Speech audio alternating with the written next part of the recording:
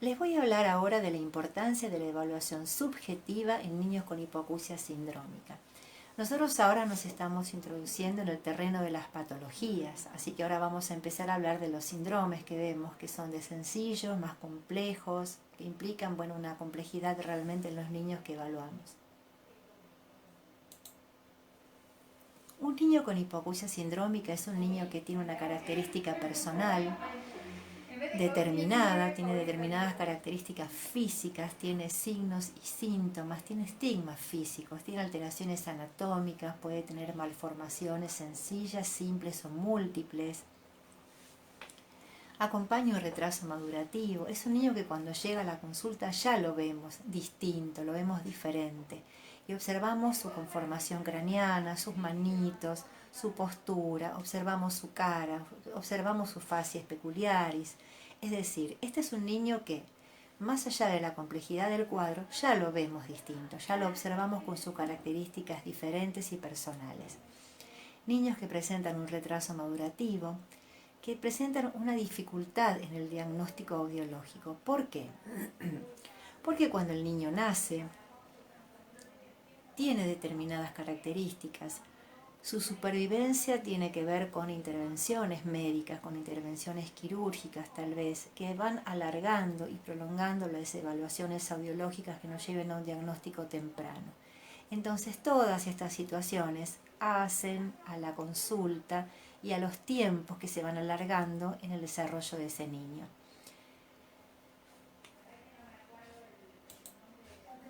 Los estudios audiológicos que vamos a realizar, por supuesto, son los que siempre nos planteamos: la autoemisión y el potencial, el estudio impedanciométrico, la audiometría por observación de la conducta, el test de instrumentos sonoros, la audiometría tonal. Todos estos estudios, todas estas evaluaciones, yo les diría que las organizaría de esta manera. Al nacer, si es posible, la autoemisión seguramente, y si se lo ve que es un niño complejo, como en estos casos y como en este síndrome que vamos a mencionar, seguramente harán la autoemisión y el potencial evocado auditivo. El estudio impedanciométrico debería ser anterior al potencial evocado auditivo, porque cuando un niño tiene un oído complejo, los resultados van a ser diferentes a un niño que tiene un oído sano. Por eso el estudio impedanciométrico en realidad deberíamos hacerlo, si se pudiera, antes de una autoemisión y antes de un potencial. Pero no se olviden que muchas veces en las maternidades el niño no es observado por un otorrinolaringólogo y tampoco se pueden realizar, las evaluaciones impedanciométricas, según los equipos que se tengan, con los que se cuenten para la evaluación. Pero en principio vamos a seguir un lineamiento: la autoemisión, el potencial, el estudio impedanciométrico, el test de instrumentos sonoros, la audiometría por observación de la conducta y finalmente la audiometría tonal, ya sea a campo abierto, que es la primera que vamos a obtener umbrales definitivos, certeros, y la audiometría tonal hecha oído por oído, como lo que conocemos como audiometría convencional. Los estudios audiológicos subjetivos fundamentales que vamos a realizar con estos niños tan complejos son la modalidad de respuesta que ellos nos pueden brindar, que si bien nosotros hablamos del desarrollo neuromadurativo, que si bien hablamos de todas las posibilidades conductuales y de respuesta, estos niños van a tener una modalidad de respuesta acordes a sus condiciones psicofísicas, a sus problemas motrices, a su desarrollo neurológico, a su desarrollo intelectual, al desarrollo que presentan en su maduración. Las etapas van a ser muy diferentes, van a producirse, alteraciones en esta evolución del niño. Van a producirse detenciones, van a producir una alteración que requiere muchas veces de una intervención de un profesional haciendo una estimulación. Las formas de realizar los estudios son las mismas para nosotros porque contamos con el test de instrumentos sonoros valiosísimo, contamos con la interpretación de esos resultados como siempre lo decimos y contamos con todos los elementos subjetivos de los cuales fui mencionando paso a paso. Este niño en particular que les voy a presentar es un niño que vino a la consulta, que nosotros pudimos evaluar desde un principio y seguirlo en el tiempo. quiero contarles que el síndrome de Charge, y vamos aquí con el primer síndrome asociado a hipoacusia, es un síndrome que ahora se dice que es un síndrome porque se pudo aislar el gen que lo produce, pero en un principio fue conocido como la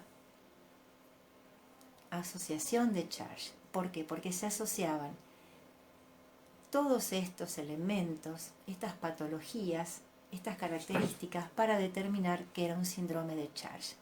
Por eso hablamos de síndrome ahora. Cada una de las letras en esa asociación que fue descubierta en su momento en estos niños que presentaban tantas patologías, tienen que ver con las patologías de un coloboma presentado en el pabellón auricular, un coloboma, defectos del corazón, heart como es en inglés, por eso la H se refiere a los defectos del corazón, la atresia de Coanas, con los cuales estos niños tienen grandes dificultades respiratorias, un retraso en el crecimiento y o defectos en el sistema nervioso central, hipoplasia genital y E de Hear, deformaciones en el oído, con problemas y con alteraciones en la funcionalidad. Este síndrome es de tal importancia que en su principio, en su momento, cuando estos niños fueron determinados con todas estas características y se llamaba asociación de Charge, muchos de estos niños no sobrevivieron. ¿Sí? Fueron niños que no pudieron sobrevivir con tantos defectos y tantas patologías. Tal es así que es tan importante este síndrome que se han formado asociaciones de padres, ¿sí? Donde se contienen otros papás, donde se reúnen, donde la gente encuentra mayor información y gracias al avance de la medicina y al interés porque estos niños sobrevivan, estos niños hoy por hoy pueden sobrevivir. Todas estas características pueden ser en distintos grados, o sea, ¿tienen que estar todas presentes? Sí, pero los grados en donde estén presentes son variables, como en todo síndrome. La expresión de cada una de estas características es variable en su grado. Las características audiológicas, cuando vemos, estos niños, ¿qué observamos con todo lo referido a la audición? Les voy a hablar de las generalidades de estos niños. Orejas pequeñas, sí, tienen forma de asa, tienen la falta del lóbulo o un lóbulo muy pequeño, tienen las orejas caídas, parecen una taza. Las orejitas tienen la forma de una taza, ¿sí? Del asa de una taza. Generalmente en los estudios que se realizan de tomografías axiales computadas de resonancias magnéticas, presentan malformación de la cóclea, muchas veces un Mondini, pequeños ausentes canales semicirculares y presentan concomitantemente con esto pérdida de audición absoluta o una hipoacusia neurosensorial. Todas estas malformaciones, todas estas características tienen que ver con todo este síndrome y van a hacer que cuando nosotros recibimos al niño, una vez que fue evaluado por otorrino, como siempre lo decimos, y esto sea posible para su evaluación audiológica, también hay un ida y vuelta. Es decir, el niño es, con todos estos estudios audiológicos, también nuevamente lo va a ver el médico otorrino, porque es quien le va a pedir los estudios de imágenes, los estudios por imágenes que son tan importantes y complementan que en el entrecruzamiento de las pruebas que permiten llegar a un diagnóstico biológico, también tengamos el complemento fundamental de los estudios por imágenes, que tenemos que saber qué es lo que está pasando por la pérdida auditiva que encontramos. Estos niños se caracterizan con una deformidad craneana, una parálisis facial que es visible, una implantación baja de las orejas, un coloboma en el nervio óptico del lado derecho. Bueno, estamos en una época donde, tenemos un poquitito de tos, porque estos cambios climáticos, sepan disculpar. Un coloboma en el nervio óptico del lado derecho, por ejemplo, en algunos casos hallado. Trastornos cardíacos de distinta expresión, por ejemplo, como una estenosis subaórtica, trastornos motores en miembros superiores, las manos con deformidad, 1 o 2 cirugías cardíacas y 2 de cráneo, por ejemplo, en algunos casos. Las resonancias magnéticas que dan cambios posoperatorios en la calota frontotemporal derecha, con determinadas patologías y con secuelas isquémicas. Es decir, que con todos estos niños tenemos que sentarnos, además de lo que hemos observado y de la evaluación y de toda la historia clínica que traen, comprender al niño que tenemos frente. Niños sumamente complejos, niños que tienen muchas alteraciones en sus conductas y que además llegan a la consulta de una manera en donde no pudo hacer todavía una estimulación correcta desde lo kinesiológico, donde todo lo que hizo hasta ahora fue sobrevivir, donde todo lo complejo de su situación de vida fue las cirugías, fue las interconsultas, fue el sostén y lo que significa para una familia tener un niño con estas características y lo que debe afrontar, cada paso que debe afrontar con estos niños complejos. La historia clínica de este niño en particular, que nosotros vimos en el servicio y que tuvimos la oportunidad de seguir desde que fue un bebé hasta una edad más avanzada, es un niño que se presenta con un embarazo sin problema, o sea, cuando la mamá nos cuenta que el embarazo cursó sin problemas, se situaba en una familia con hermanos más grandes, era un niño que, bueno, era el más chiquitito de toda la familia, la mamá había quedado embarazada ya siendo una mujer de más edad, pero estaba muy feliz y quería tener a su bebé, y toda la familia apoyó ese embarazo, o sea que, bueno, hicieron solamente los controles de rutina. No hubo estudios genéticos previos. Los papás decidieron no hacerlos. El parto, bueno, fue sin problemas, sucede a las 40 semanas con un peso muy aceptable de 3 kilos 150 gramos y un llanto inmediato. Lo que sí se observa al nacer es un niño con facies peculiaris, comienza con dificultades respiratorias, dificultades en la deglución, dificultades para alimentarse, presenta un reflujo, y allí ingresan, bueno, a los papás a dar vueltas por un montón de interconsultas. Aquí se complementan varios servicios. Las interconsultas son múltiples son los factores que estos niños presentan, múltiples interconsultas. Neurocirugía, oftalmología, cardiología, gastroenterología y fonoaudiología. Fíjense hasta ahora cuántas patologías y cuánto para resolver y el paso a paso y la incertidumbre de cada una de estas interconsultas y de lo que nos van a informar, de los hallazgos que van a ir produciéndose a través de parte y cada uno de los profesionales que están viendo a este niño. A este niño se le coloca una sonda nasogástrica, una alimentación con leche. Resumiendo, digamos, en su evolución, a los 2 años pudo hacer una estimulación kinesiológica, tuvo un sostén cefálico, una posición sentada, una bipedestación con apoyo, todo retrasado, todo lento. No caminaba aún a los 2 años, tenía falta de fuerza en la glotis, continuaba el reflujo, la alimentación con sonda. Y fíjense que con todas las interconsultas, con todo lo que este niño ha sucedido, las internaciones, el quirúrgico, el posquirúrgico, todas las patologías respiratorias que han requerido internaciones, que han requerido de muchos tiempos, digamos, de mejoría, de mucho tiempo de estar en su casa y no poder salir a otras consultas, tenía 2 años y pesaba 8 kilos 650 gramos. Entonces tenemos aquí un niño de 2 años, es verdad, porque su almanaque lo dice, porque su cumpleaños es así, pero en realidad presentan características de un bebé. Y a esto vamos a tener mucha atención porque cuando vamos a elegir los estudios objetivos vamos a comenzar desde lo simple y sencillo a lo más complejo. Y comenzamos con todo lo que es el test de instrumentos sonoros. Porque frente a nosotros tenemos un niño con todas estas características, más allá de que cumpla 2 años. A los 4 años se le inicia un balbuceo, la marcha más segura y adquiere un reflejo al caer, porque hasta ahora se caía y no podía poner las manos, no tenía ese reflejo. Este reflejo lo va teniendo y va pudiendo hacer una vida más normal, digamos, de poder desplazarse, de poder caminar, de poder jugar. Ya comía solo, la alimentación había sido variada. Y les quiero contar acá que hubo un equipamiento audioprotésico, una escuela especializada, y a los 6 años este niño continuaba con la escuela especializada, la reeducación fonobiológica y con la interconsulta, psicopedagogía, porque empezaron a intervenir en la situación del aprendizaje escolar. Esto es un resumen de todas las características que este niño fue adquiriendo.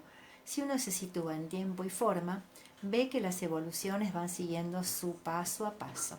Pero si vamos a ver en los años que este niño tiene, vamos a ver que se cumplen las etapas propias de su desarrollo, que no tienen nada que ver con los años que va cumpliendo como edad cronológica a edad madurativa. La evaluación audiológica fue muy importante porque este niño llega cuando tiene 4 meses. No se pudo hacer la evaluación cuando nació, porque requirió de grandes interconsultas y estaban muy abocados a que sobreviva. Lo que nosotros hicimos primeramente por indicación médica y porque nosotros considerábamos fundamental, dadas las características respiratorias, fue una interconsulta con otorrino, una timpanometría, que solo nos permitiría seguir avanzando para una autoemisión siempre y cuando la timpanometría estuviera en condiciones normales. Si lo estaba, habíamos realizado en su momento una autoemisión evocada, auditiva. Si no lo estaba, porque la timpanometría nos daba signos de un oído congestivo, de un oído con líquido o con mucosidad, la autoemisión no tendría un valor diagnóstico, por lo cual hay que esperar a que ese oído se normalice. ¿Se acuerdan que tiene atresia de Coanas y son grandes problemas respiratorios? Por lo cual este niño no tenía una buena ventilación del oído, que ya de por sí los niños pequeños conllevan en su fisiología una alteración muy marcada en el desarrollo y en la funcionalidad del oído medio por las características fisiológicas que tiene la trompa de Eustaquio más horizontalizada, más ancha y menos funcional. A este niño se le realizaron los estudios de timpanometría, que finalmente, cuando dieron valores normales de presión de oído medio y timpanometría, como era muy chiquitito, el valor diagnóstico del reflejo no iba a ser tal, entonces se le realizó una autoemisión acústica, que no pasó en ambos oídos, y la observación de la conducta con el test de instrumentos sonoros que nos daba respuestas a los instrumentos sonoros a fuertes intensidades, sobre todo en las frecuencias graves y medias, mucho más en las agudas, y nos dejaba ver que las respuestas estaban, pero estaban dentro de esta valoración, que requerían más tiempo de estimulación por la inmadurez que este paciente tenía, porque si bien tenía 4 meses, parecía en su conducta y en su desarrollo motor, en su desarrollo madurativo, un niño menor, un niño entre nacimiento y 1 o 2 meses. Nosotros volvemos a ver a este paciente a los 2 años. ¿Por qué? Porque requirió de una cantidad de intervenciones e internaciones, ¿sí? Si bien manteníamos un contacto con la familia, pudimos hacer las evaluaciones cuando este niño ya estaba bien, porque estaba sano, porque podía salir de su casa, porque había superado todos los obstáculos de todas las alteraciones que conllevaban en su vida. Cuando vuelven a los 2 años, la timpanometría se realiza porque este niño siempre tiene un componente conductivo en su hipoacusia porque su respiración sigue siendo dificultosa. Si bien va creciendo y va respirando adecuadamente, que su atresia de Coanas al crecer se va adaptando y que le permite una mejor ventilación del oído medio, nosotros realizábamos siempre test de instrumentos sonoros, una audiometría a campo libre por observación de la conducta fundamental. ¿Y qué nos llevó a todo esto? A un diagnóstico de hipoacusia neurosensorial bilateral severa. Todos estos estudios nos dieron este diagnóstico. Las respuestas con los instrumentos sonoros, que a pesar de que pasaba el tiempo, las respuestas siempre eran a intensidades muy fuertes, de los tonos graves, de los tonos medios y muchísimo más fuerte, y a veces casi no estaba la respuesta en muchas situaciones con los tonos agudos. En la audiometría a campo abierto, donde manejamos la intensidad con el audiómetro, había respuestas en las frecuencias 250, 500, 1000, 2000 y 4000, pero sobre todo en la 4000 prácticamente en 100 decibeles y por momentos la respuesta no estaba. Por todo esto y por todo lo observado en la casa y por todo lo que Martín traía y la falta de lenguaje y los gritos que tenía y la dispersión que tenía, nosotros concluíamos que era una hipoacusia neurosensorial bilateral, pero no sabíamos cuál era el mejor oído. Nos faltaba un test, nos faltaba un estudio objetivo como el potencial evocado auditivo, fundamental para entrecruzar todas las pruebas, para entrecruzar los datos. Pero como no era factible hacerlo en los primeros momentos, porque no se dormía, porque había una serie de circunstancias, cada vez que iban a la consulta él se despertaba, se enojaba, se ponía a llorar, todas las respuestas que obtuvimos,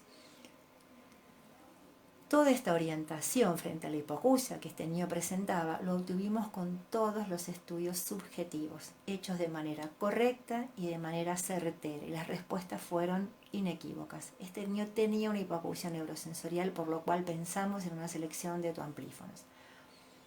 Por estos tiempos se pudo lograr hacer una prueba objetiva como el potencial, que dio obviamente una hipoacusia, pero prácticamente había una conducción intratronco preservada, con un umbral en 120 en el oído izquierdo, y el derecho no tenía respuesta. Es decir, que nos encontramos aquí con un complemento fundamental. Si bien nosotros ya sabíamos de qué umbrales estábamos hablando y estábamos situados en un campo auditivo, pero sabíamos también que había un oído mejor, que era el izquierdo, y el derecho no tenía respuesta. De todos modos, nosotros lo equipamos con los dos audífonos, con los dos se hizo un equipamiento binaural. ¿Por qué? Porque muchas veces, y tengan en cuenta el potencial en general, ¿qué nos da? Nos da una respuesta en el área de las frecuencias agudas, pero cuando nosotros hacíamos, por eso la importancia de los estudios subjetivos, el test de instrumentos sonoros, la observación de la conducta en la cabina, observamos que sí había respuestas en los tonos graves, en los tonos medios, se desdibujaban, es cierto, en el área de los agudos, pero el resto era un material auditivo importantísimo para el equipamiento y había que equiparlo cuanto antes se pudiera. Cuanto antes se pudiera, una vez que se arribó al diagnóstico, ya, es en ese momento que hay que pensarlo. No pudimos antes, porque recuerden al niño que tenemos presente.